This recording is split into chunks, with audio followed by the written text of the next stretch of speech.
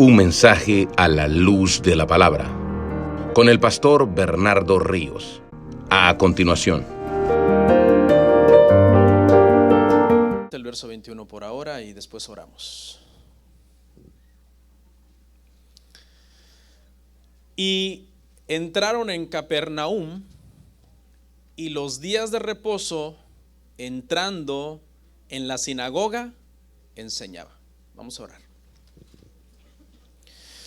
Padre, muchísimas gracias por este hermoso día, un día de celebración en el mundo cristiano, en que se recuerda tu entrada triunfal a Jerusalén, montado en un humilde asno, y esa entrada, Señor, aunque el pueblo estaba esperando un rey militar que viniera y derrotara a todos los enemigos de Israel, era la entrada del Rey de Reyes, que iría a la cruz a morir por nosotros y a derrotar, sí, el pecado y a ser libres a todos aquellos que creemos en ti.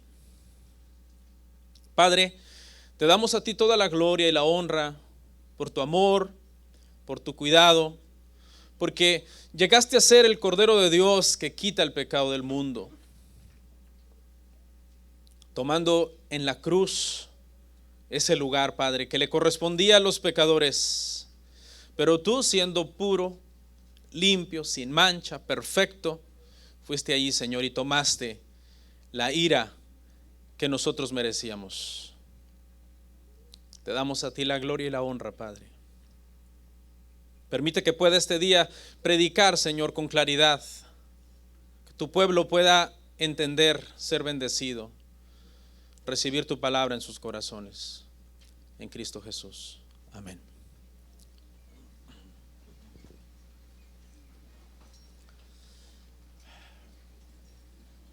Nuestro tema el día de hoy, hermanos, lleva por título La autoridad de Cristo.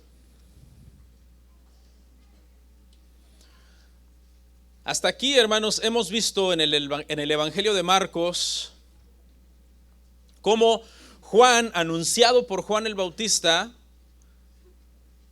comisionado por el Padre, lleno del Espíritu Santo, victorioso sobre la tentación en el desierto y acompañado ahora por sus primeros discípulos, entra a una sinagoga judía a predicar el evangelio del reino con todas estas credenciales que acabo de mencionar, respaldándolo e identificándolo como el Mesías tan esperado por el pueblo.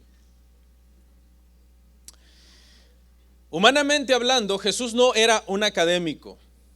No tenía títulos de las escuelas de los mejores rabinos de Jerusalén. No era parte de los escribas, que eran tenidos como los doctores en teología de aquel entonces. Sin embargo, él tenía más autoridad que todos estos juntos. Tenía autoridad para enseñar, tenía autoridad para sanar enfermos, tenía autoridad para echar fuera demonios y tenía autoridad para hacer la obra de Dios.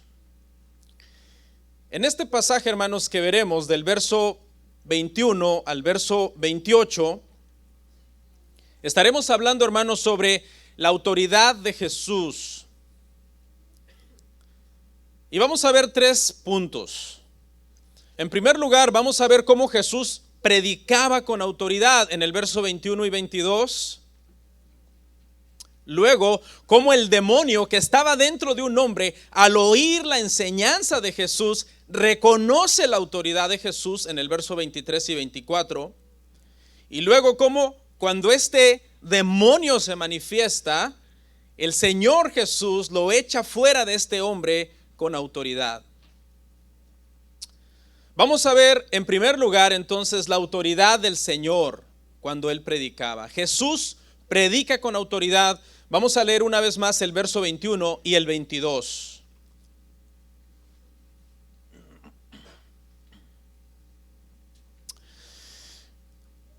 Dice, y entraron en Capernaum, y los días de reposo, entrando en la sinagoga, enseñaba. Y se admiraban de su doctrina, porque les enseñaba como quien tiene autoridad y no como los escribas. Lo último que vimos en el Evangelio de Marcos, hermano, fue cuando Jesús llamó a sus discípulos. Ahora Jesús y sus discípulos, por eso si usted se da cuenta es plural, dice entraron en Capernaum.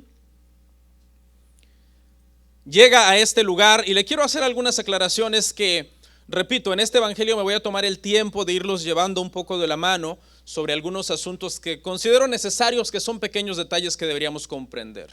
Sabemos que Jesús nació en Belén, creció en Nazaret, pero aquí les quiero dar otro dato, que una vez que Jesús comenzó su ministerio público, se mudó a vivir a Capernaum. Y eso lo vemos en Mateo capítulo 4, verso 12 y 13. Lea conmigo en pantalla, o si es rápido y puede abrir ahí, Mateo 4, 12, 13 dice: cuando Jesús oyó que Juan estaba preso, volvió a Galilea y dejando a Nazaret, vino y habitó en Capernaum, ciudad marítima en la región de Zabulón y de Neftalí. Entonces tenemos hasta aquí tres datos interesantes sobre la vida de Jesús. Nació en Belén, creció en Galilea, pero ahora, una vez que comienza su ministerio público, se mudó a vivir en Capernaum, una ciudad marítima. Pedro era de Capernaum, como veremos en el siguiente mensaje, en el sermón que viene. Es ahí donde Pedro tiene su casa, en ese lugar donde está esta sinagoga que entró nuestro Señor Jesucristo. Jesús se mudó entonces a vivir al pueblo del que era Pedro. Y vemos a Jesús en este pasaje predicando, podríamos decir de alguna manera, en esa sinagoga, que era la sinagoga que podríamos pensar que quizás recurrentemente era la sinagoga a la que asistía Pedro. El nombre Capernaum significa pueblo de Nahum. Y es probable, dicen los eruditos, que haya sido entonces el pueblo natal de aquel profeta Nahum del Antiguo Testamento, un profeta que anunció el juicio sobre Nínive y cuyo nombre precisamente significa consuelo, porque por un lado anunció el juicio sobre Nínive, que era un pueblo que oprimía a Israel, y por otro lado eso también buscaba traer un poco de consuelo y ánimo al pueblo que estaban oprimidos. Cuando entró Jesús en esta sinagoga, dice, en los días de reposo, entraba en esta sinagoga y enseñaba. Esto no era algo inusual en aquel entonces, hermanos. Se acostumbraba a asistir a la sinagoga. Jesús asistía a la sinagoga en los días de reposo. Pero hay que marcar una diferencia entre la costumbre de Jesús de asistir a la sinagoga en los días de reposo antes de comenzar su ministerio y el propósito que ahora Jesús tiene de asistir a la sinagoga una vez que ha comenzado su ministerio. Y este comentario es importante, es como una aclaración importante, porque habrá personas judaizantes que te dirán, leyendo pasajes como este: ya ves, Jesús no iba a la iglesia los domingos, sino que iba en los días de reposo a la sinagoga. Entonces es muy importante aclarar que sí, Jesús, empezando su ministerio, comenzó a entrar en las sinagogas porque todavía le permitían entrar, hasta que un día se puso en pie en la sinagoga y leyendo Isaías 61, 1 al 2, donde dice que yo soy el ungido del Señor y el Espíritu del Señor está sobre mí y he venido para predicar y para rescatar a los cautivos y para sanar a los enfermos, y se sienta y dice: hoy esta palabra se ha cumplido delante de vosotros. Y fue en ese momento, nos dice Lucas capítulo 4 versículo 29, que trataron de matarlo. Es decir, sí, Jesús tenía la costumbre de ir a la sinagoga en los días de reposo antes de comenzar su ministerio público, pero una vez que comienza su ministerio público, usa esta oportunidad de ir a las sinagogas con el propósito de ir a predicar el evangelio. ¿Y qué es el evangelio del reino? Dijimos la semana pasada que el evangelio del reino es un llamado al arrepentimiento y a creer en las buenas nuevas. Después, sin embargo, ya no podía entrar en las sinagogas abiertamente, porque ahora había oposición y había hostilidad en contra de Jesús, porque ahora el mensaje que Jesús estaba dando fue rechazado por los líderes judíos. La sinagoga, hermanos, era un sistema de reuniones creado por los judíos más o menos 6 siglos antes de Cristo. Eso sucedió durante el exilio babilónico, cuando estuvieron por 70 años cautivos en Babilonia y no había templo, y entonces comenzaron a desarrollar este sistema de reuniones, al cual le llamaron sinagogas, porque precisamente la palabra sinagoga significa reunión o asamblea. Cuando regresaron, hermanos, del cautiverio a su tierra natal y reconstruyeron el templo, de todos modos el sistema de sinagoga siguió operando en la nación. La sinagoga tenía varios usos, era parte de la vida comunitaria de los judíos en varios sentidos, era un lugar de adoración local, una escuela, y se podía usar también como una sala de audiencias en algunos temas legales. Tenía un principal, este principal era responsable de administrar la sinagoga, de organizar los servicios, pero no era el predicador permanente de la sinagoga.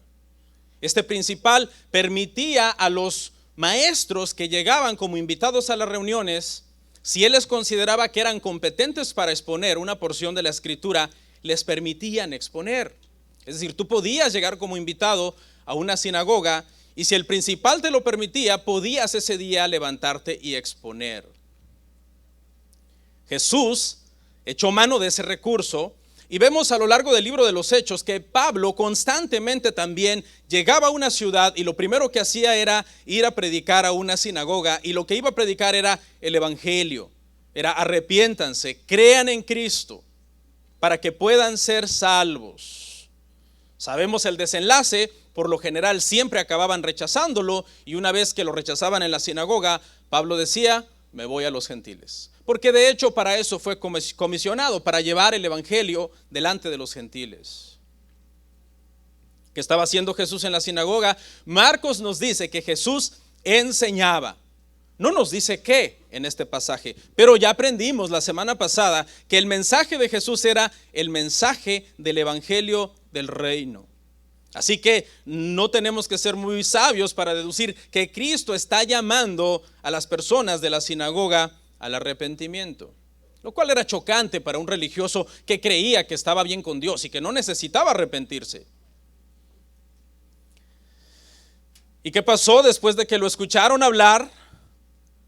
Se admiraban de su doctrina porque les enseñaba como quien tiene autoridad. La palabra autoridad aquí es bien interesante porque habla de enseñar con mucha convicción, con mucha pasión. Era un deleite, me imagino, ¿no? Estar delante de Jesús y escucharlo hablar. Lo caracterizaba la objetividad, la verdad, el dominio del tema, la claridad del tema. Hablaba sin titubear, hablaba sin miedo, explicando claramente lo que quería decir. Provocaba el asombro en las personas. Conforme estaba hablando, las personas, la palabra original aquí cuando habla de admiración es una palabra que en el griego es la palabra más profunda para hablar de admiración. Tiene el contexto, perdón, como de impactar el alma de la persona.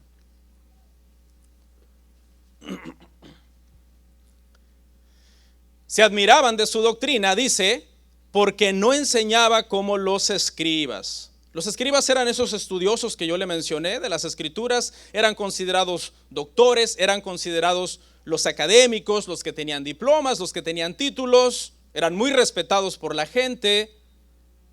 La gente común no tenía acceso a una copia de la escritura, como hoy todos tenemos 10, 20 Biblias, no leemos ninguna, pero tenemos muchas. Y era muy común entonces que la gente fuera a la sinagoga y escuchaba a los escribas. Y en este momento la gente en la sinagoga, hermanos, están comparando la enseñanza de Jesús, que les está hablando con autoridad, con la enseñanza de los escribas.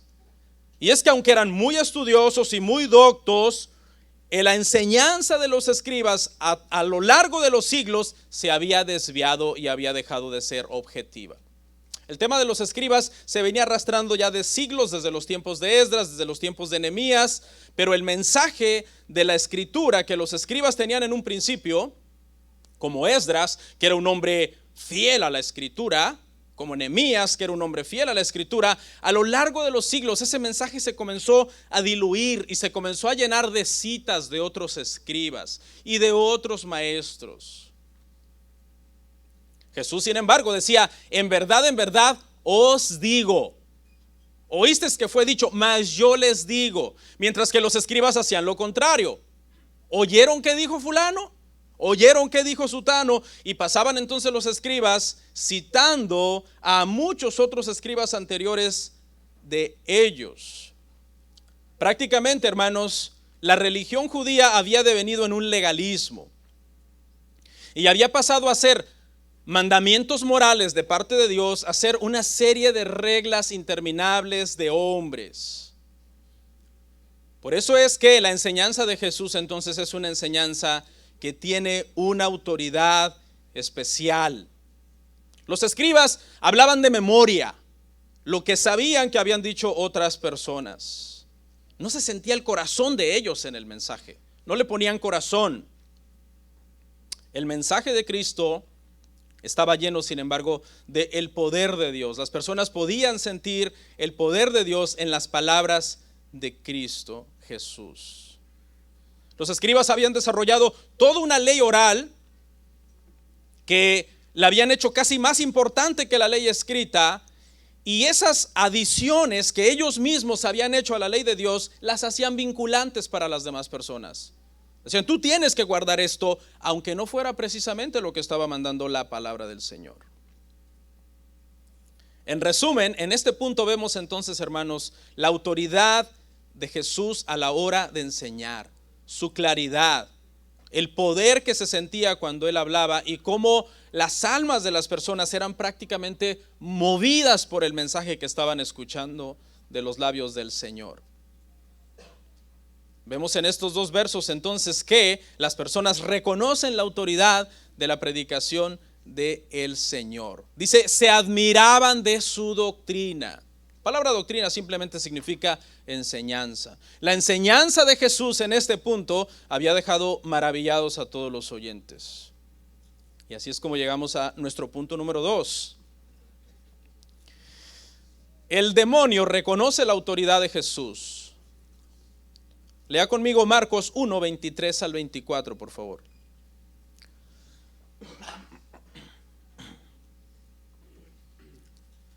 Marcos 1, 23, 24 dice: pero había en la sinagoga de ellos un hombre con espíritu inmundo que dio voces diciendo: ¿qué tienes con nosotros, Jesús Nazareno? ¿Has venido para destruirnos? Sé quién eres, el Santo de Dios. Jesús está predicando, está todas las personas reunidas en la sinagoga, todos están escuchando el mensaje de Cristo, pero había un hombre entre todos estos hombres que estaba poseído por un demonio.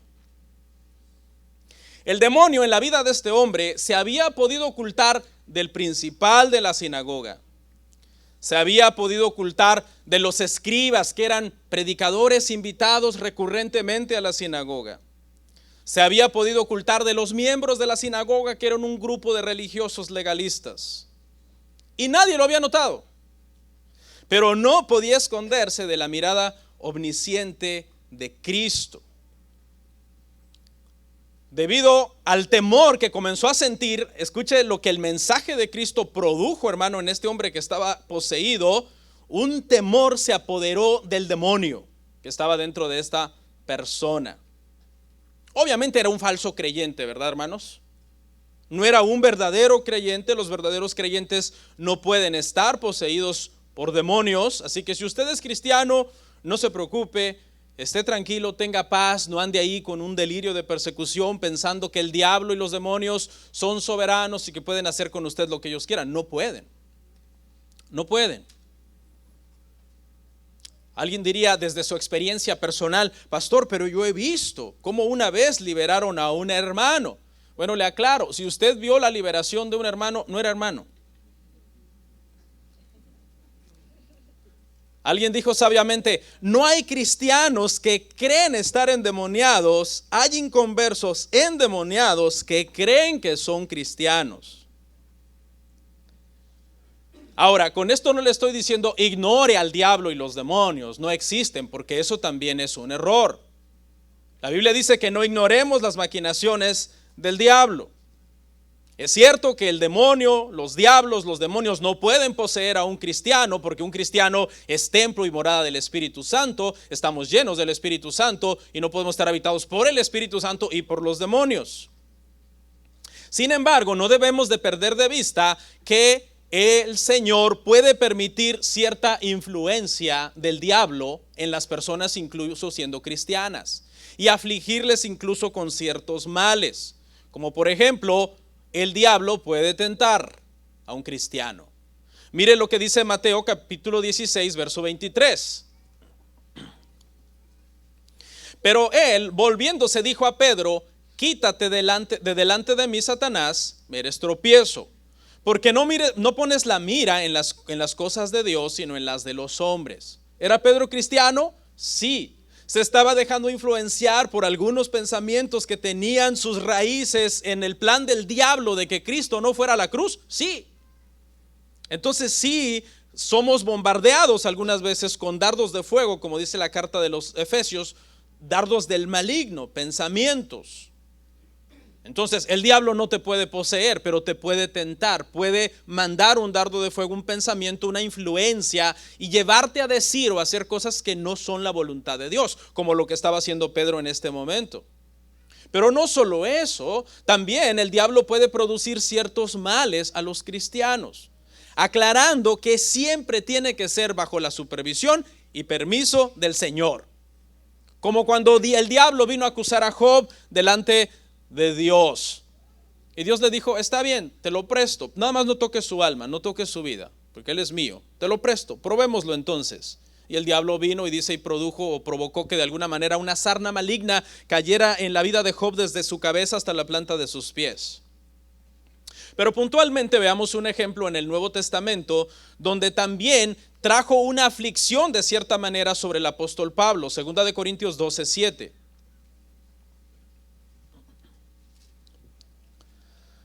Y para que la grandeza de las revelaciones no me exaltase desmedidamente, me fue dado un aguijón en mi carne. Vea cómo llamó Pablo esta aflicción: un mensajero de Satanás que me abofeté, para que no me enaltezca sobremanera. ¿Era Pablo cristiano? Claro que sí.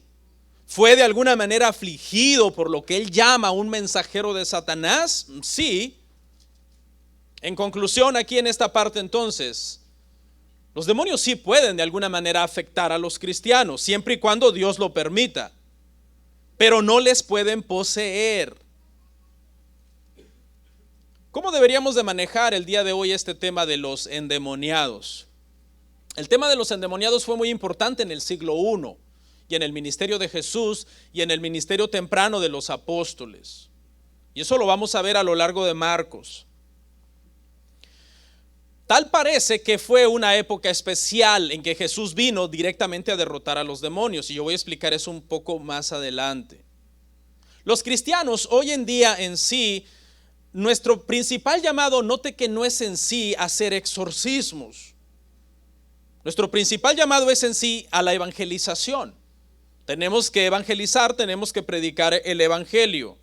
Cuando nosotros llevamos el evangelio a una persona, ese evangelio produce la conversión y esa conversión produce la liberación en caso de que una persona estuviera poseída. ¿Por qué? Porque la conversión es el nacimiento de nuevo, es el momento en que la persona viene a ser habitado por el Espíritu Santo. Y en el momento que una persona es habitada por el Espíritu Santo, debe por fuerza haber una liberación en caso de que hubiera una posesión demoníaca.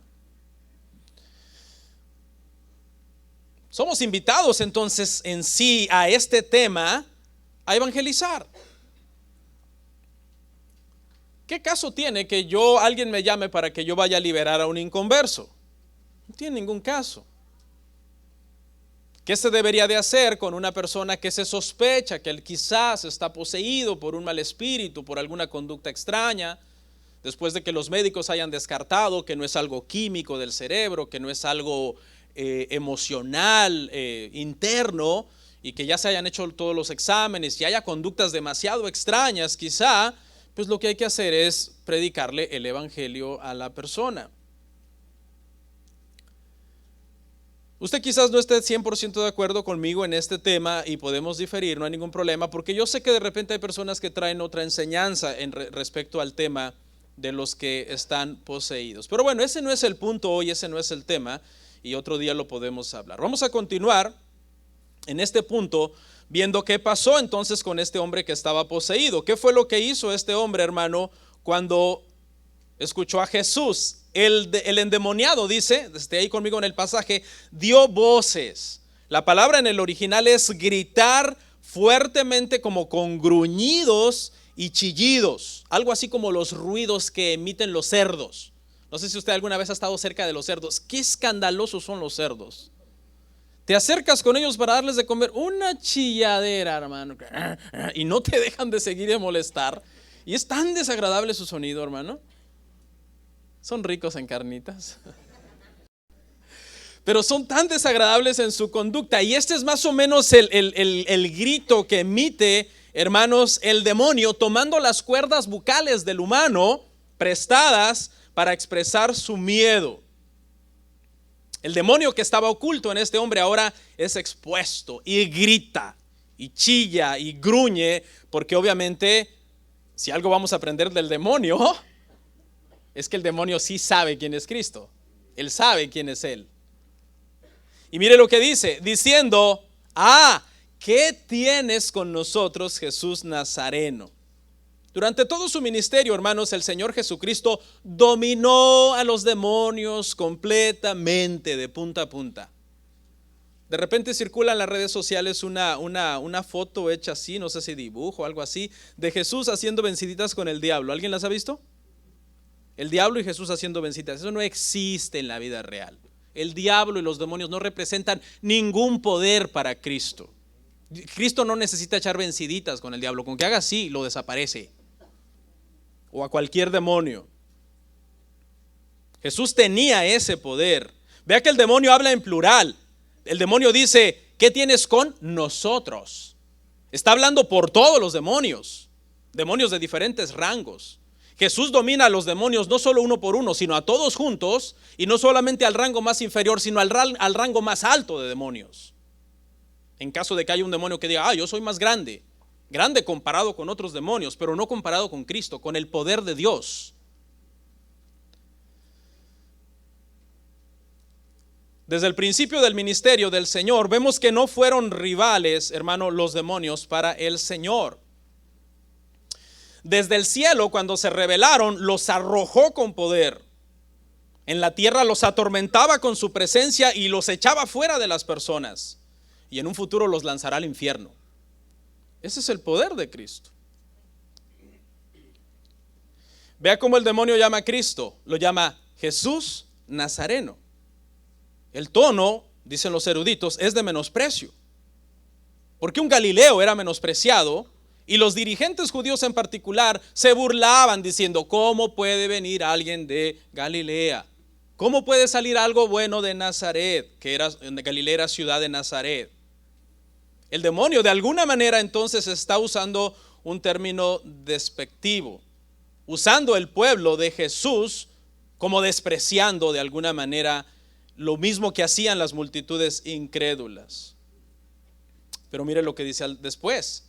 ¿Has venido para destruirnos? Vea lo consciente que es el demonio, de qué es lo que a él le espera.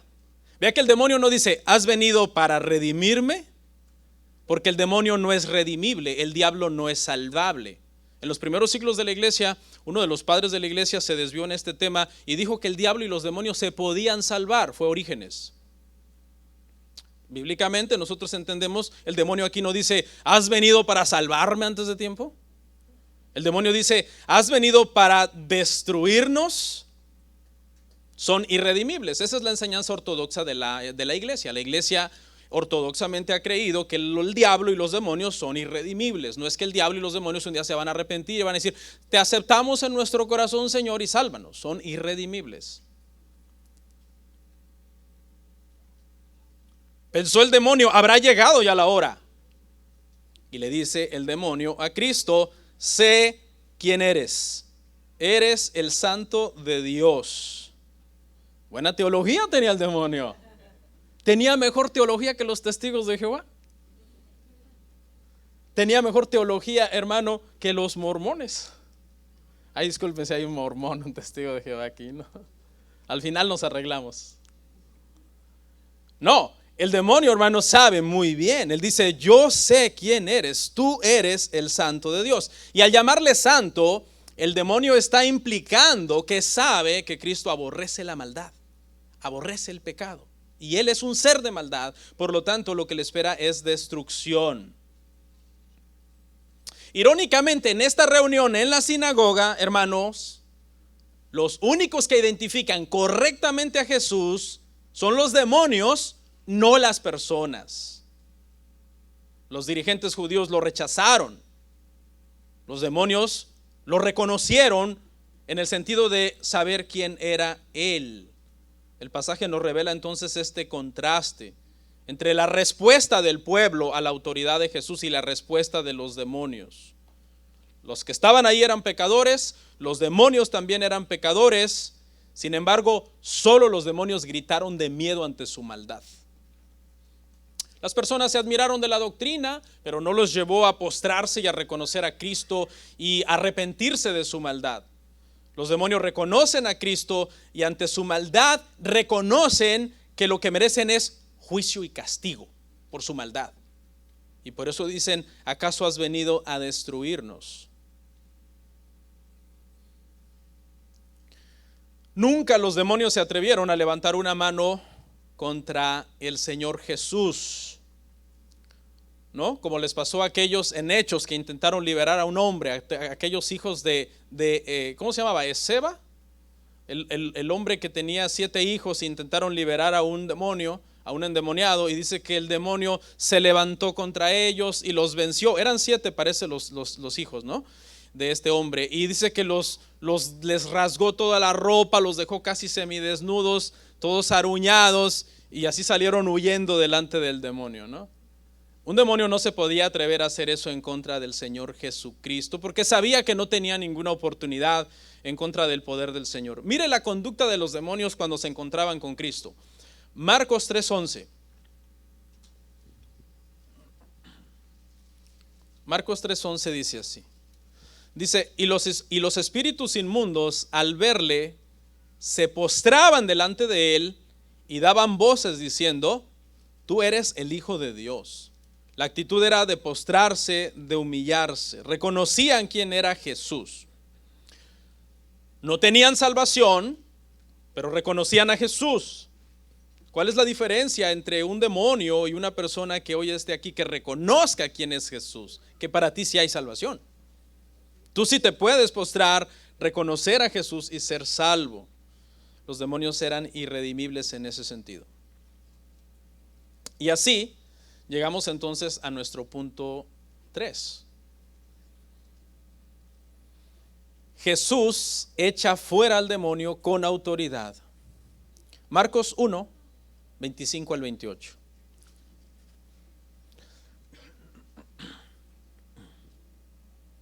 Marcos 1, 25 al 28, hermanos. Dice, escuche, pero Jesús le reprendió diciendo, cállate y sal de él.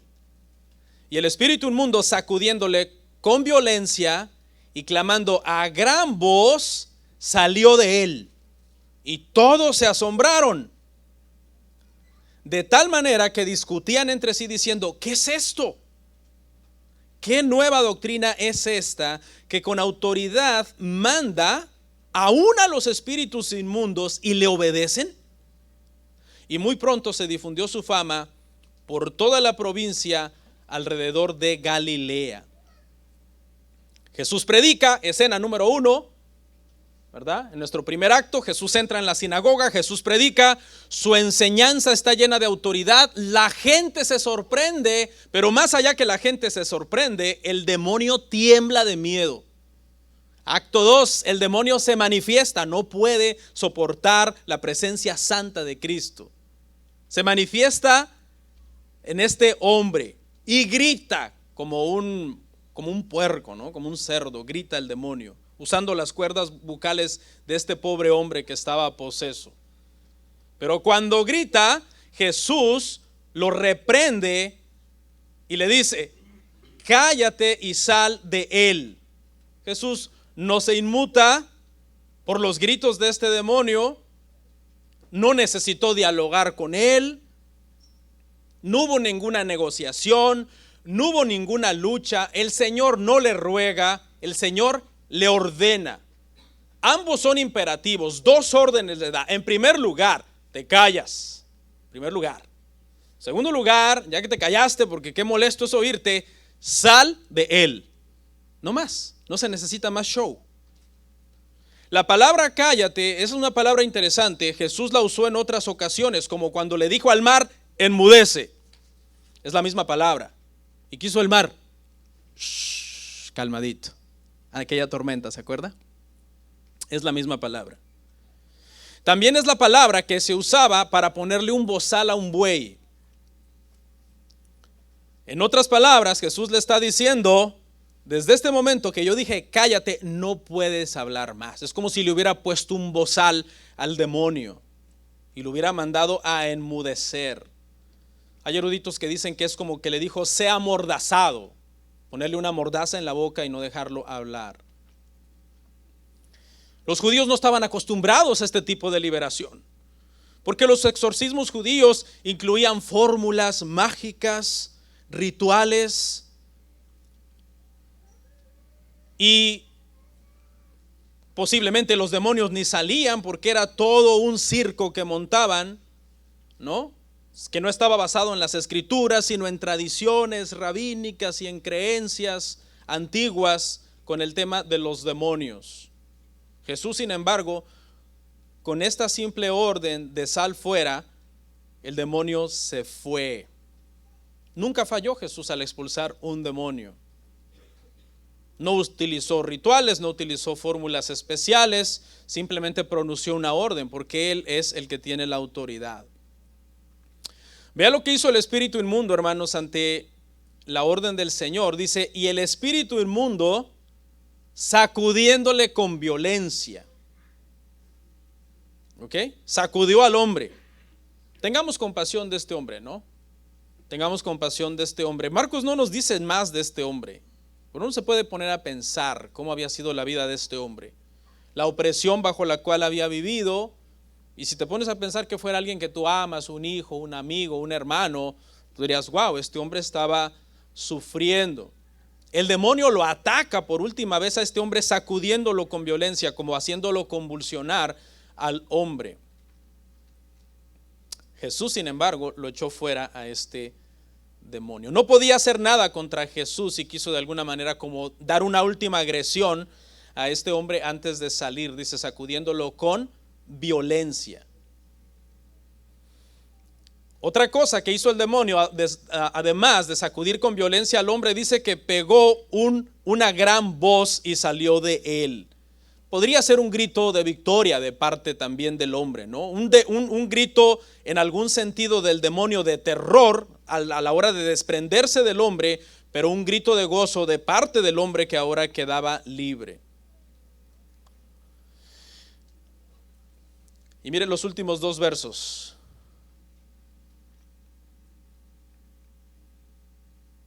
Y todos se asombraron, de tal manera que discutían entre sí diciendo: ¿qué es esto? ¿Qué nueva doctrina es esta que con autoridad manda aún a los espíritus inmundos y le obedecen? Habían estado maravillados primero por la enseñanza, ahora están maravillados por el poder para echar fuera a este demonio. Lamentablemente, el pasaje no dice que están arrepentidos, están solo asombrados, pero no están arrepentidos. Y uno puede asombrarse por muchas cosas en el ministerio de Cristo. Muchos se asombran por la sabiduría en su enseñanza, muchos se asombran por su poder a la hora de sanar un enfermo, pero eso no salva.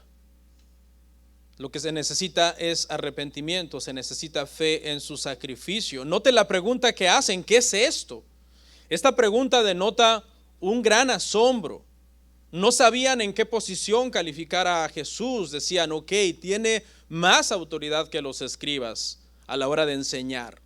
Pero ahora, ¿en qué categoría lo ubicamos? Porque ya ni siquiera es que es solamente más que los escribas. ¿Qué es esto? Es algo más que un mero escriba.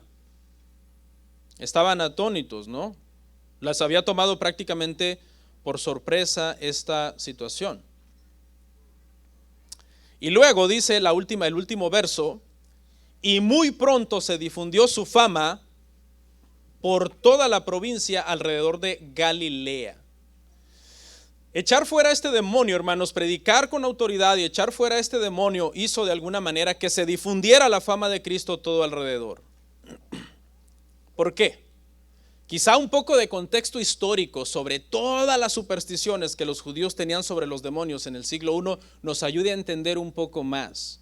¿Por qué es que cuando leemos los evangelios encontramos tantas liberaciones, tantas personas endemoniados y tantas personas siendo liberadas?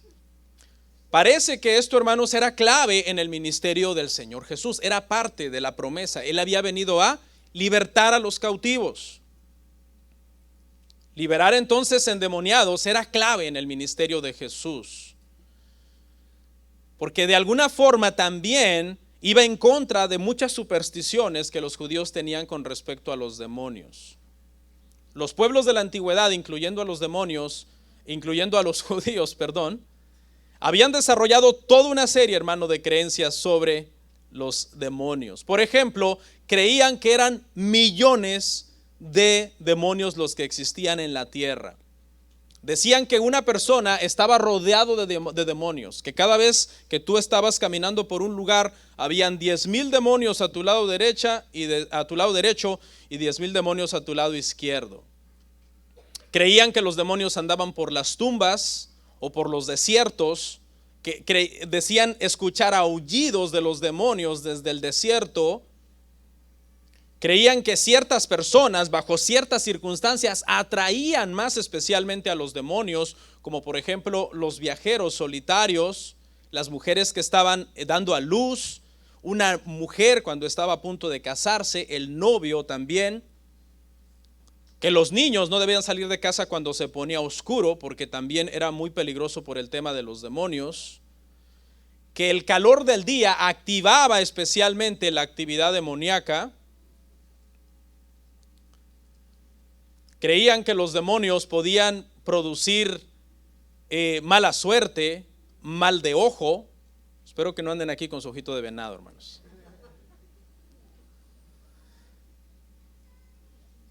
Creían que los demonios operaban especialmente desde ciertos animales como la serpiente, el toro, el cerdo. Creían que habían demonios machos y demonios hembras y desarrollaron todo un tema mítico que todavía circula por muchas partes. Llamaban a los machos Shedim, a las hembras Lilith, y este demonio supuestamente de Lilith, que era un demonio femenino, era el que amenazaba constantemente a los niños, los bebés, y de ahí fue que se desarrolló la creencia del ángel de la guarda.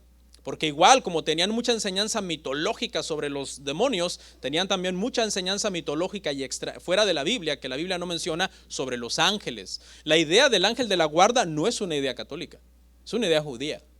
De ahí fue que la agarraron los católicos, basado en Mateo 18:10. Pero todo esto, hermano, que ellos creían sobre los demonios y sobre lo poderosos que eran, lo numerosos, como constantemente estaban por todos lados al acecho de personas bajo ciertas circunstancias, hizo que cuando ellos, hermano, vieran el poder y la autoridad con la que Jesús echó fuera demonios, causara un asombro tan grande que hizo que se difundiera entonces la fama de Jesús por todos lados. Jesús, hermanos, fue muy famoso por sus milagros. Fue muy famoso porque sanaba a los enfermos, fue muy famoso porque echaba fuera a los demonios, sí, porque la gente siempre es más atraída por los milagros, por los beneficios que puedan obtener de Cristo. Pero ¿sabe? A pesar de que era famoso por sus milagros, era odiado por su mensaje. Porque el mensaje de Jesús era: arrepiéntanse, vuélvanse a Dios, dejen el pecado. Este fenómeno, hermano, el día de hoy sigue vigente, hermano. Muchas personas ven a Cristo solamente como un beneficio. ¿Qué puedo yo obtener de Dios? ¿Qué puedo yo obtener de Cristo?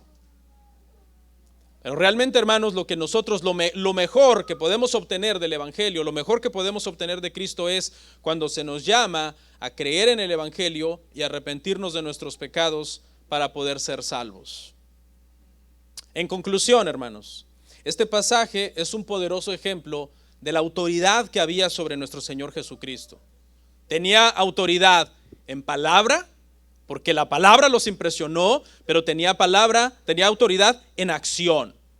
Jesús, hermano, decía cosas poderosas y hacía cosas poderosas, como echar fuera un demonio, que fue en esta oportunidad lo que sucedió. Jesús no solo trastornó a las personas en el mundo, en el plano natural, cuando lo escucharon en la sinagoga. En el plano natural, todas las personas cayeron en una especie de trastorno, de decir: ¿qué está pasando? Estaban impresionados. Pero su autoridad iba más allá, llegaba a un plano espiritual y trastornó también a los demonios que estaban dentro de esta persona. Las personas se preguntaban con asombro: ¿quién es este hombre? Los demonios le contestaban: este es el Santo de Dios. Para ti, ¿quién es Jesús?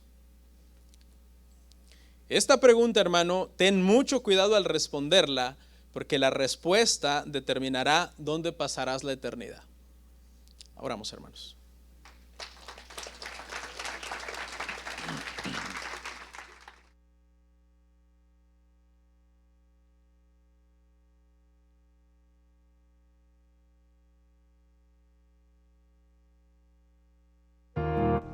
Comparte, suscríbete, dale like. Gracias por tu sintonía. Hasta la próxima. Bendiciones.